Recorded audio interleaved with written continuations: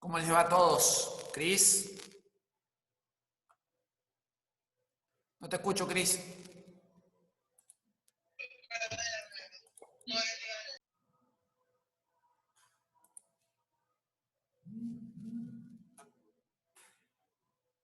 Yo no te escucho nada. ¿Los demás se escuchan bien?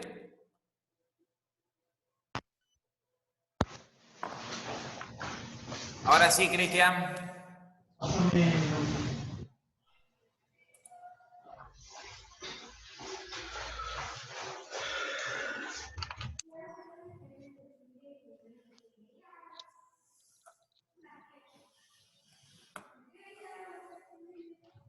Ahora, Ahora sí. Ahí te designé ahora sí. operador, Cris, ¿eh? Acá estamos. Ahí te puse como operador para que accedas al resto. Bueno, ¿qué tal? ¿Todo bien? Todo bien, Bueno, todo bien. niños y niñas, ¿cómo les va? ¿Dudas de la clase de ayer? ¿Algo que quieren compartir con nosotros? Mientras esperamos un ratito más. ¿O nada, nada? Vamos, anímense.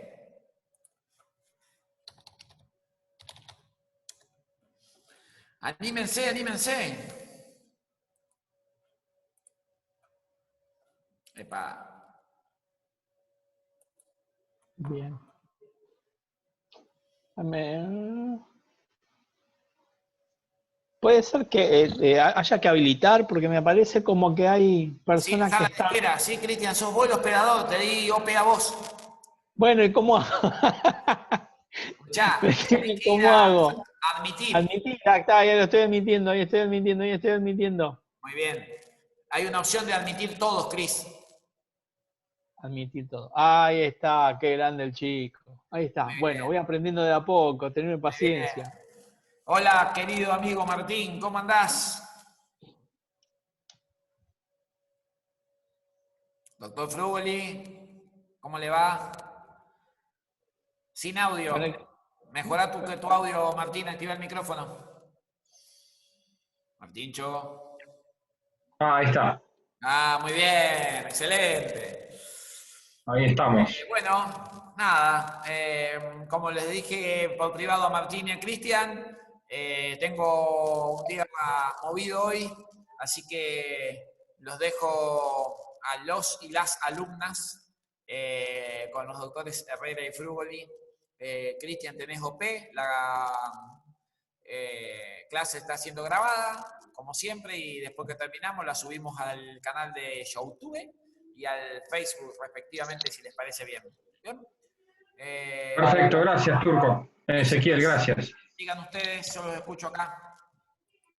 Vale. Bueno, Martín, ¿cómo estás? ¿Cómo andás? ¿Cómo andan todos? Están todos silenciados, está muy en silencio la clase. Mira, yo estaba pensando por ahí, como para redondear con esta clase de materias solidarias, obligaciones sujeto plural, podríamos charlar un rato para que quede bien claro el tema de los efectos, tanto la solidaridad activa como la solidaridad pasiva como solidaridad activa, y un poco plantear que normalmente siempre hacemos esto en clase, hacer un cuadro comparativo, medio complicado manejar un cuadro comparativo vía Zoom, pero plantear un cuadro comparativo respecto de lo que son las obligaciones, en lo que hace a los efectos entre las obligaciones simplemente mancomunadas, las obligaciones solidarias y las obligaciones insolium o concurrentes.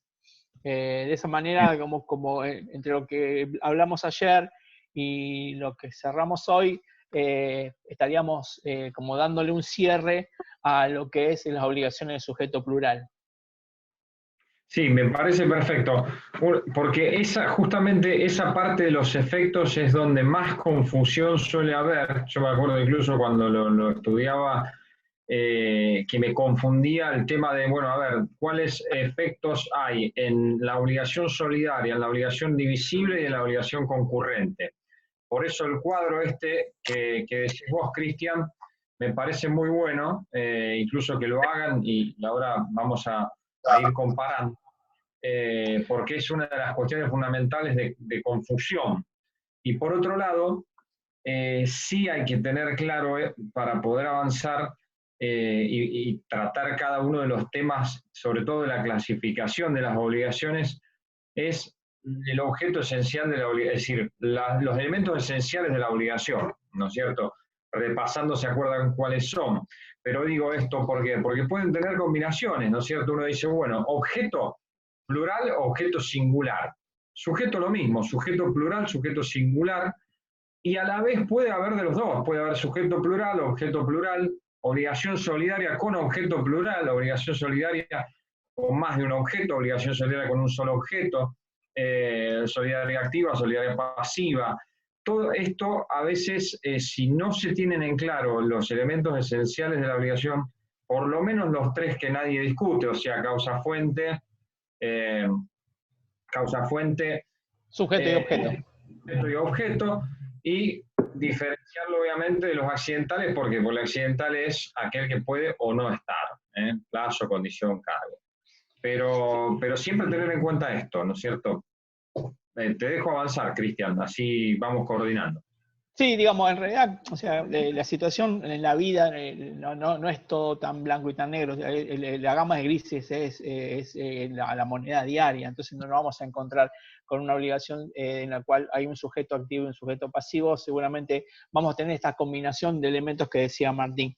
O sea, con respecto a los efectos, fundamentalmente, o sea, punto uno, el tema de quiénes están obligados y de qué manera están obligados. En la obligación es simplemente mancomunadas, cada uno de los deudores van a estar obligados por su participación, por su cuota parte en la obligación. Y los acreedores solamente que le van a poder exigir el cumplimiento de esa cuota parte.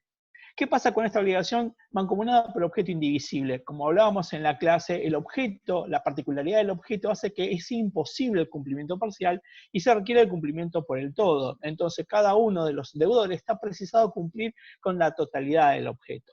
¿Qué pasa con las obligaciones solidarias? En las obligaciones solidarias, digamos que cada uno de los deudores va a estar obligado, en virtud del vínculo que se genera en razón de la obligación solidaria, este centro de interés que se generan entre ellos, a cumplir por el todo. O sea que acá el cumplimiento por el todo no va a estar dado por la particularidad del objeto, sino va a estar dado por la particularidad del vínculo que se genera en la obligación solidaria.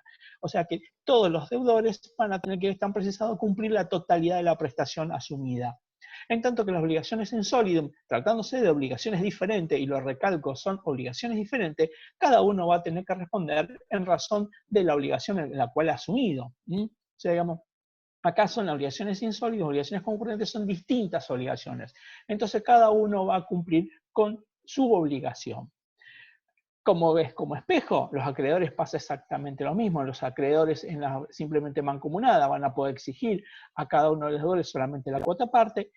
Cuando se trata de objeto indivisible, van a poder exigir el objeto con carácter indivisible. Y en las obligaciones solidarias, cualquier acreedor va a poder exigir la totalidad de la prestación. Recordemos un poco el principio de prevención que hablamos ayer con Martín. Esto es fundamental.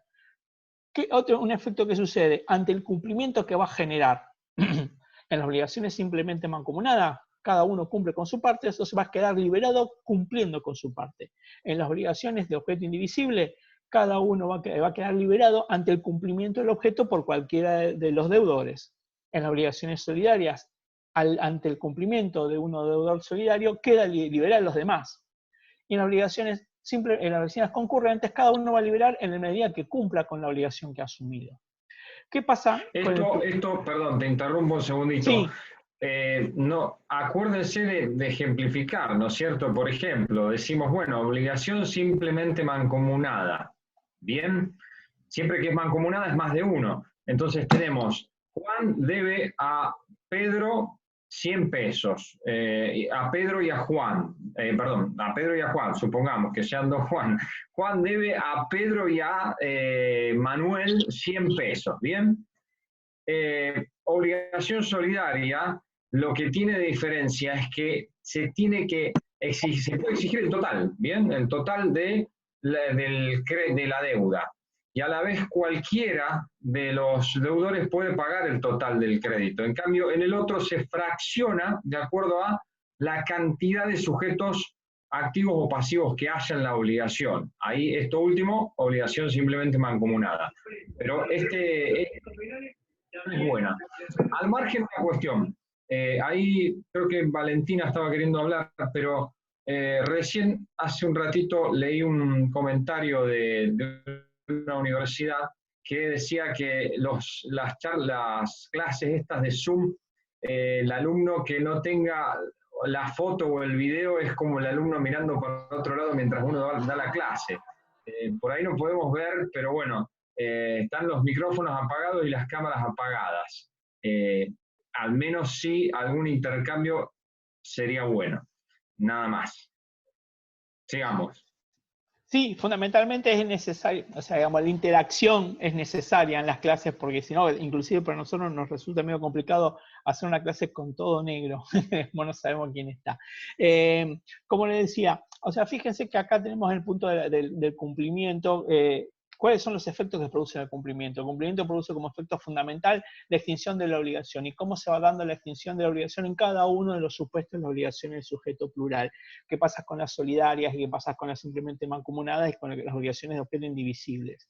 Ahora bien, una vez que ya tenemos, por supuesto que en las obligaciones de objeto indivisible, las obligaciones solidarias, ante el cumplimiento va a generar lo que se denomina la contribución de los deudores que no realizaron el pago y la distribución del acreedor que recibió el pago. Que eso lo vimos ¿se acuerda que vimos de qué manera se va a distribuir y de qué manera se va a contribuir? O sea, digamos que eso está, digamos que eso es como una consecuencia del efecto, que nosotros lo tenemos en el artículo 841. O sea, el artículo 841 establece de qué manera se va a dar el principio de contribución y de distribución.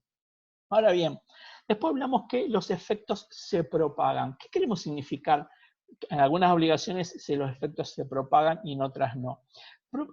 Tengan en cuenta cuando ustedes tiran una piedra a un estanque de agua que se forman los círculos concéntricos que van avanzando. Bueno, ese es un poco el efecto de propagación, digamos, que lo que hace uno afecta a los demás. O sea, digamos que de qué manera incide el hecho jurídico realizado por uno de los sujetos respecto de los restantes. Entonces, en algunos supuestos se va a propagar los efectos a los restantes elementos del sujeto plural y en otros supuestos que no. A ver, por ejemplo, ¿qué pasa con la insolvencia de uno de los deudores? En las obligaciones simplemente mancomunadas no se va a propagar. ¿Por qué? Porque los vínculos son independientes unos con los otros. ¿Y quién se va a ver perjudicado? El acreedor. Vemos acá que los efectos no se propagan. ¿Qué pasa con la insolvencia? Con la insolvencia respecto de las obligaciones simplemente mancomunadas, pero objeto indivisible.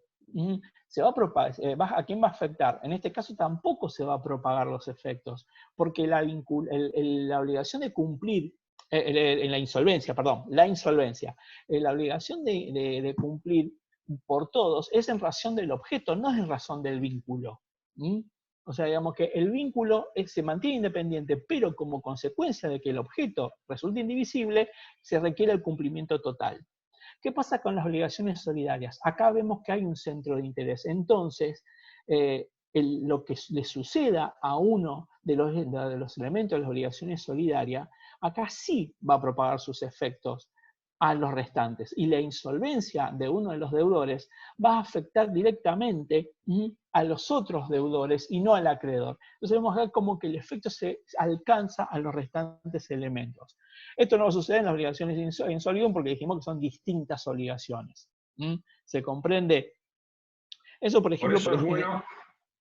Sí, por eso es bueno, digamos, sería al revés. Supongamos que ustedes son codeudores solidarios y uno de los codeudores solidarios, por ejemplo, si salieron en un contrato como codeudor solidario, en un contrato de alquiler, que ayer algo charlábamos, y el que ustedes le firmaron resulta después insolvente y no paga, bueno, ¿quién va a tener que cargar con esa insolvencia? Y ustedes, como codeudores solidarios, porque igualmente el acreedor les va a exigir el total a cualquiera de ustedes, ¿bien? eso tiene un efecto económico importante. Y al revés, si ustedes son acreedores y tienen varios codeudores solidarios, más fácil, porque si alguien se insolventa de los codeudores solidarios, no importa, le cobro al otro, ¿bien? De ahí la importancia. Claro. Otro elemento a tener en cuenta, por ejemplo, el tema de la prescripción. ¿Cuándo comienza el cómputo de la prescripción? ¿Qué pasa con el supuesto de interrupción? ¿Y qué pasa con el supuesto de suspensión de la prescripción? Tema que lo vieron en obligaciones. ¿Qué pasa en las obligaciones simplemente mancomunadas? Vamos a ver que los efectos no se propagan. Vínculos independientes. Cada uno inicia, se suspende o interrumpe para cada uno de los elementos, de manera independiente. ¿Qué pasa con las obligaciones solidarias? Que es un poco la que más nos interesa. Acá en las obligaciones solidarias, ¿qué va a suceder? El cómputo de la prescripción va a ser igual para todos. O sea, digamos, el inicio del cómputo va a ser igual para todos, salvo que eso es estipulado un plazo diferente. ¿Por qué? Porque aun cuando haya obligaciones, sea de carácter solidario, puede estipularse específicamente que para un determinado deudor se sujeta a plazo, a condición, y para otro no. O sea, eso es admitido. O sea, que haya esta particularidad en cada uno de los vínculos. Pero en principio el cómputo de la prescripción es igual para todos. Ahora, ¿qué pasa con la suspensión y la interrupción de la prescripción? ¿Recuerdan qué diferencia había entre la suspensión y la interrupción de la prescripción? A ver, elegimos Nicolás. Nicolás, ¿te acordás? Nicolás Rivas, ¿te acordás qué diferencia había entre prescripción, entre suspensión e interrupción de la prescripción?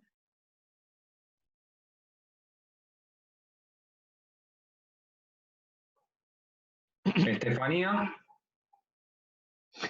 ¿te acordás? No. ¿Alguno que los auxilie?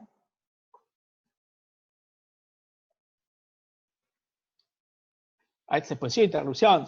Un tema que, a Ahí ver, está. tengo un chat. Nicolás, suspensión era temporal, pregunta. ¿Qué les parece? Muy bien, Nicolás, la iniciativa. Claro, en realidad, temporal son ambas. O sea, por un tiempo se va a interrumpir, por un tiempo se va a suspender. La diferencia es fundamentalmente cómo se termina al finalizar el término de suspensión e interrupción, cómo continuaba el plazo. En la suspensión se suspendía el plazo, ¿bien? Pero sí se tenía en cuenta el plazo que había transcurrido anteriormente, en tanto que la interrupción aniquilaba el plazo y tenía que volver a computarse nuevamente. Entonces, ¿qué pasa en las obligaciones solidarias? Y los supuestos de suspensión tienen que ver fundamentalmente, en este momento no los recuerdo, tenía que buscar, por ahí Martín lo tiene más presente, tenía que ver con el carácter personal de los sujetos. O sea, digamos, por ejemplo, cuando digamos, se suspendía mientras duraba el matrimonio entre deudor y acreedor, lo cual es una cosa bastante poco probable, pero bueno, puede suceder que uno se termine casando con un deudor, ¿no? Sí, efectivamente los efectos de lo que hace a la suspensión tiene que ver, como decía Cristian, con los supuestos particulares de cada uno de los polos de la obligación. Ahora, lo fundamental es, si se hace en el cuadro, ¿no es cierto? Cuando se interrumpe, se corta el plazo y empieza a contarse de cero de nuevo. Cuando se suspende el plazo que ya aconteció, queda ahí parado, ¿bien? Por el tiempo que diga. Por ejemplo, si se manda una carta de documento, suspende el curso de la prescripción durante 6 meses y después continúa en los días o en el mes o en los años que ya venía. O sea, se le suma lo que ya pasó de tiempo. ¿Se entiende? Esa es la diferencia fundamental. Exactamente. Y con respecto a los efectos de las obligaciones solidarias, tengan en cuenta que los plazos, en el supuesto de interrupción, sí propagan los efectos. O sea, digamos que la interrupción que genera uno, porque que genera el plazo, da lugar ¿cómo se llama?, a que se propaguen los efectos a los demás, en tanto que la suspensión no. ¿Por qué? Porque si se trata de cuestiones meramente personales, cuestiones meramente personales, vos no podés, digamos, no podés someter al acreedor que no pueda ir con los otros deudores porque hay un supuesto de suspensión. O sea, digamos, si bien no se daría, no se propagaría los efectos en los supuestos de suspensión, sí se propagaría en los supuestos de interrupción. Otro tema que también es importante, el caso de la cosa juzgada. Recuerdan que lo vimos, el tema de cosa juzgada. La cosa juzgada en materia de las obligaciones simplemente mancomunadas no produce ningún efecto porque no propaga a los restantes. Sí, en cambio, en las obligaciones solidarias. ¿Por qué? ¿Recuerdan qué pasa con el tema de las cosas, la sentencia pasada en autoridad de cosa juzgada, en caso de que fuera dispuesta por el deudor o fuera invocada o no por el acreedor, y si el deudor había sido parte o no en el juicio?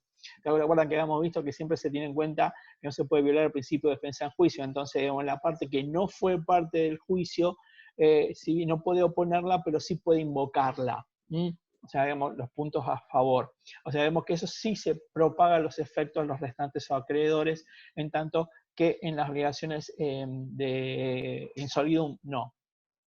Sí. El tema también...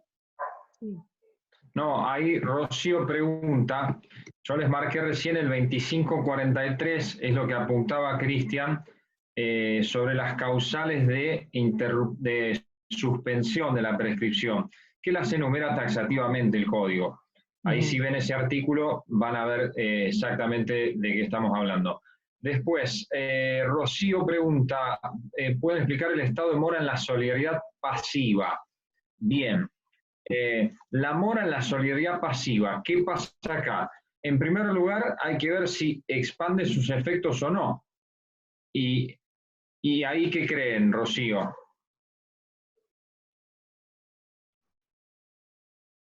O puntualmente, ¿cuál es la duda también? Porque a lo mejor la pregunta es otra.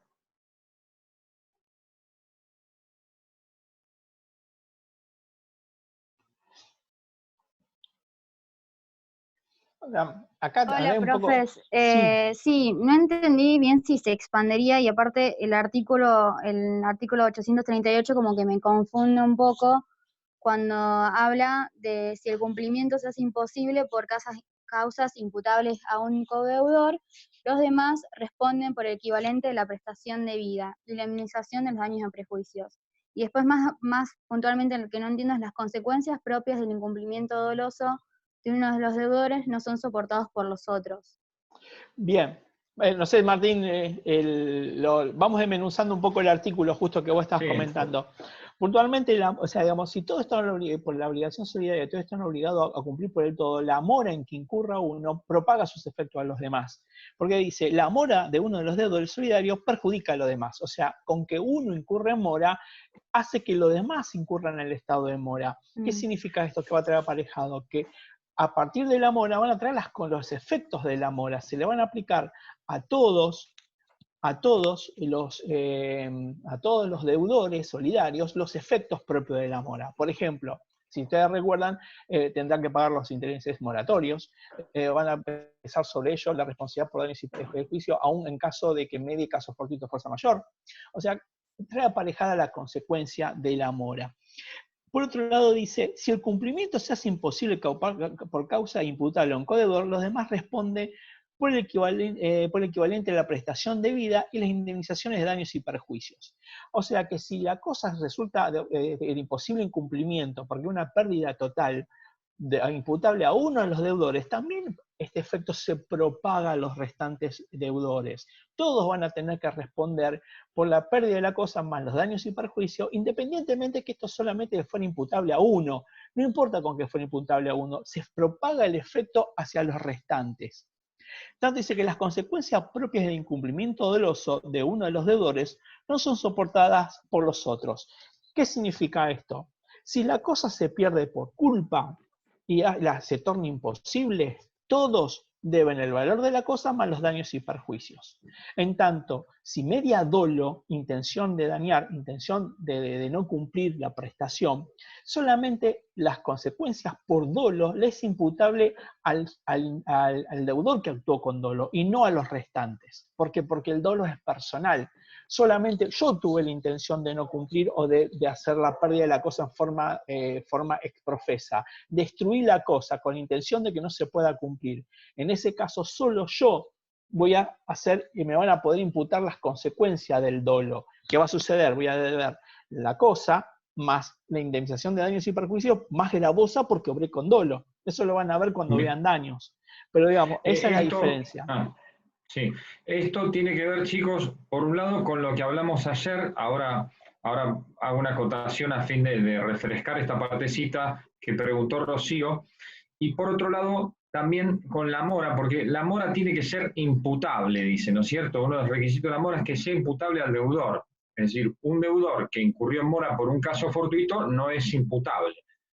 Si bien hay alguna doctrina que sostiene que la mora puede ser objetiva, o sea que ocurre por más que no haya culpa, en general se dice que requiere culpa. Esta culpa en la mora si yo, digamos, hago una interpelación, supongamos por carta documento, a uno solo de los codeudores solidarios, la mora, que yo al mandarle la carta de documento lo pongo en mora, digo, mire, usted debe a partir de tal día, porque eso expande los efectos a todos los otros. O sea, todos los otros codeudores solidarios quedan en mora, ¿bien? O sea, si yo suspendí, supongamos, la prescripción, la suspendí para todos.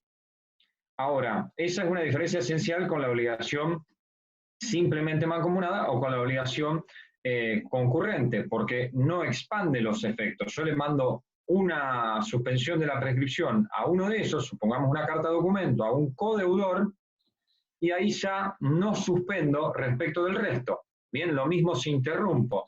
Por eso se dice propaga o no propaga los efectos. Fíjense la importancia práctica que tiene esto el día de mañana en el ejercicio de la profesión. De ahí que hay que saber esas diferenciaciones porque si no podemos, vuelvo a decir, llegar a tener alguna mala praxis abogadil el día de mañana.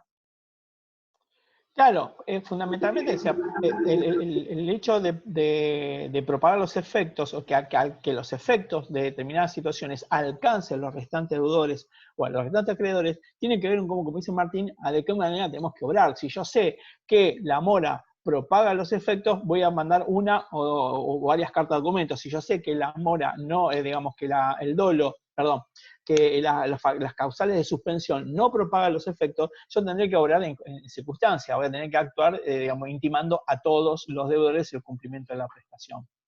Y ahí, chicos, Rocío y compañía, el dolo en cambio no. El dolo es algo personal, imagínense, es algo hecho con intención, ¿no es cierto? Tiene que tener un acto volitivo para lograr el fin que quiere, por ejemplo, un incumplimiento doloso. Ahí es lógico también que los demás no carguen con eso, ¿no? Porque ya podemos hablar o de un delito que ya el único que lo hace es el obligado, el resto no. O sea, ahí no propaga los efectos. La mora sí, el dolo no. ¿Bien? Rocío, ¿te quedó claro el resto? Sí, se reentendió. Perfecto. Bueno, me alegro. Otro supuesto que hay que tener en cuenta, digamos, que una cosa es la extinción de la obligación, ¿bien? ¿Cuándo se extingue la obligación? Con el cumplimiento. Y otra cosa es la extinción de la solidaridad, ¿bien? Del carácter solidario de la obligación. O sea, digamos que puede suceder de que el acreedor renuncie al carácter solidario de la obligación en razón de uno o de todos los sujetos obligados. Entonces, si el acreedor manifiesta, bueno, yo renuncio al carácter solidario de la obligación, no es que la obligación se extingue, lo que se extingue es el carácter solidario. Entonces, la obligación, ¿a qué va? ¿Cómo va? Si se termina, se extingue el carácter solidario, pero ahí sigue habiendo sujeto plural, ¿qué va a suceder? ¿Cómo se transforma la obligación? ¿Cómo va a quedar? 10 minutos ya queda de nuevo. ¿Cómo va a quedar la obligación? ¿Qué les parece? Imagínense esto. Supongamos que Milagros debe, mejor dicho, a Milagros le debe Joel Salazar, Mauro. Rafaela y Natalia, le deben los $3.000. ¿Bien? A Milagros. solidariamente responsables los tres, o sea, son coobligados solidarios los tres. Pero Milagros, como es amiga de Joel Salazar, dice, mira, a vos te voy a quitar la solidaridad y yo renuncio a la solidaridad, pero solo respecto de vos. La pregunta que hace Cristian es, bueno, ¿cómo queda esa obligación entre Joel y Milagros y cómo queda el resto? Es decir, Rafaela y Natalia directamente siguen coobligadas solidariamente, pero Joel y Milagros, ¿cómo queda eso? ¿Qué tipo de obligación? Acá tengo respuestas de Santiago Pellejero y... Exactamente, exacto. muy bien. Queda Muy como bien. simplemente mancomunada. Ahora bien, vamos a complicarla, porque la vida siempre se te complica. Digamos, ¿qué sucede si el acreedor, porque una relación personal, dice, bueno, mira, digamos, Juan y Pedro, y eran obligados solidarios. Y con Juan tengo una amistad, dice, bueno, mira, yo quiero beneficiar a Juan, y digo, bueno, mira, voy a renunciar al carácter solidario de la prestación respecto de Juan. Bien, entonces, ¿qué va a suceder? Yo tengo, vamos a ponerle Juan, Pedro y Diego. Juan, Pedro y Diego eran los obligados solidarios, tengo este vínculo con Juan, o no, porque soy un benefactor. Digo, bueno, Juan, mira, voy a renunciar la solidaridad con respecto a Juan. Entonces, ¿qué va a suceder? Como ustedes dijeron, si yo renuncio al carácter solidario, la obligación se va a transformar en simplemente mancomunada, pero de uno. Los otros dos siguen siendo solidarias. Entonces, ¿qué vamos a tener? Vamos a tener por un lado que Juan se va a transformar en simplemente mancomunada. Entonces, ¿qué va a suceder? Juan solamente ¿qué va a tener que cumplir? ¿Qué les parece? Va a tener que cumplir con la parte que le correspondería, la proporción de la parte de la Con su parte del prestación. crédito sería. Exacto, con su parte del crédito. Pero ¿qué pasa con los otros dos? Siguen siendo solidarios. Bien, entonces van a cumplir con su parte de crédito o no. ¿Qué les parece a ustedes?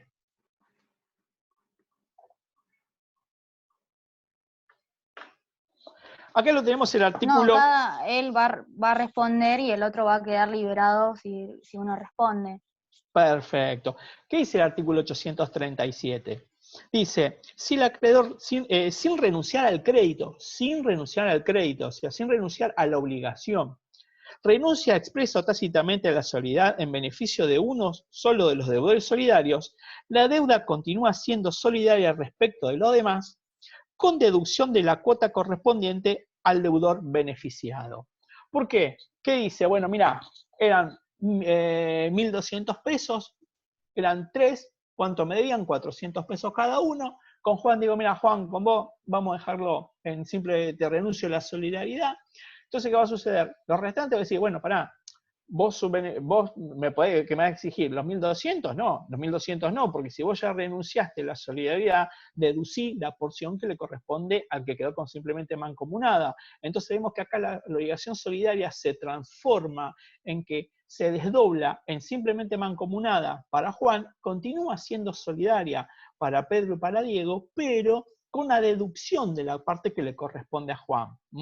Porque si no, digamos, a ver, habría una especie, daría lugar a una situación de injusticia respecto a los demás deudores, porque el acreedor podría exigirle el 100% a dos y una parte, un tercio al otro que renunció a la solidaridad. ¿Comprenden cómo juega la renuncia de la solidaridad?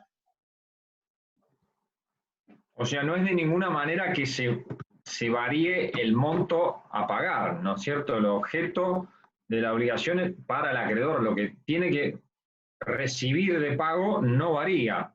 Supongamos el ejemplo que pusimos, $1.000 o 1.000 pesos, eso no varía. Esto es lo mismo en cualquier obligación, ¿no es cierto? Si tengo una obligación de resarcir el daño causado, no es que porque tenga varios que me deben voy a recibir más por daño patrimonial o daño extrapatrimonial, sino que el daño es el mismo. Lo que pasa es que voy a tener varios coobligados solidarios, concurrentes o eventualmente simplemente mancomunados. ¿Se entiende? Tomando la pregunta de Mauro, en realidad la obligación solidaria, como habíamos quedado, puede tener fuente legal o fuente convencional, o sea, puede estar estipulada por la ley, puntualmente la ley diga, se consideran obligados solidarios, no lo dice expresamente, o puede ser fuente convencional, o sea, porque lo estipula en las partes. Cuando es la fuente legal, digamos, la existencia o no de la solidaridad es indiscutida, porque dice expresamente solidaria. En tanto que lo estipulado por las partes puede ser que lo digan en forma expresa o que surja de la naturaleza o de lo dispuesto por la obligación. O sea, puede ser que las partes digan que se obligan en forma solidaria, o también puede usar todos por el todo. O sea, puede indicar de que la obligación es solidaria. ¿Qué sucede cuando se genera dudas respecto a si se está enfrente de una obligación solidaria o una obligación simplemente mancomunada? En caso de dudas, se considera que la obligación es simplemente mancomunada. Fundamentalmente porque el hecho, digamos, que la calidad de solidario es más gravoso, entonces, digamos, que se entiende que en caso de duda, a estarse por la obligación, que se trata de una obligación simplemente mancomunada. La solidaridad no se presume, tiene que ser específicamente acreditada. Eso puntualmente para que también vamos exactamente. Bien, respecto, bueno, ante el fallecimiento de una de las partes, en las obligaciones lo hablamos. Recuerden bien que hay que tener en cuenta si hay o no partición hereditaria. Si no hay partición hereditaria, puede ir contra la masa, y en caso de que ya hay partición hereditaria, el acreedor va a poder ir contra los herederos en razón de lo que cada uno debía, en razón de la incorporación al patrimonio de la masa hereditaria. Si yo recibí el 50%, voy a estar obligado a contribuir en el pago del 50%. Si fue un tercio o el 30% o el 20%, de acuerdo a la porción. Fundamentalmente, hay que tener en cuenta cada uno de estos supuestos de la mora, del cumplimiento de la obligación por culpa o por dolo, el caso de los supuestos de interrupción y suspensión de la prescripción, el caso de insolvencia. Todo esto hay que analizarlo siempre teniendo en cuenta la particularidad que tiene el tipo de obligaciones que estamos enfrente. Si es simplemente mancomunada, si es simplemente mancomunada pero de objeto plural, perdón, de objeto indivisible, si es solidaria, y si son obligaciones concurrentes. Siempre vamos a tener que analizar teniendo en cuenta la particularidad del vínculo que se genera en la obligación. Normalmente, como quien dice, siempre digo, el que avisa no es traidor, solemos preguntar este tipo en los exámenes un cuadro comparativo. Por eso es muy importante que ustedes los hagan, lo practiquen. No solamente, no es que solamente preguntamos con obligaciones solidarias, la comparación de figuras la podemos hacer con distintas partes del programa que admiten la comparación de figuras, por ejemplo, objeto plural, la distinción entre acción directa y acción subrogatoria. O sea, fundamentalmente lleva más el análisis y poder determinar la comprensión del tema. Nos queda un minutito. ¿Alguna pregunta sobre este tema, sobre obligaciones solidarias, de lo que fuimos hablando? Martín, ¿algo más para agregar? Sí, como siempre para cada instituto lo fundamental es primero ubicarse en el tema con la cuestión conceptual, ¿no es cierto? Bueno, la clasificación requiere que uno parta también de un concepto de obligación solidaria, de obligación concurrente y diferenciaciones. Esas diferenciaciones son las que permiten verificar después la diferencia práctica que hay entre cada uno de estos institutos. Pero siempre hablamos dentro de lo que es el sujeto plural de la obligación acá. Exactamente. Sí, parte del análisis hay que comprender de que se trata de el sujeto activo, sujeto pasivo como elemento esencial se encuentra presente y que hay una multiplicidad de elementos. Y estos elementos, Juan, Pedro, Mauro, quien fuera, van a interactuar de acuerdo a la característica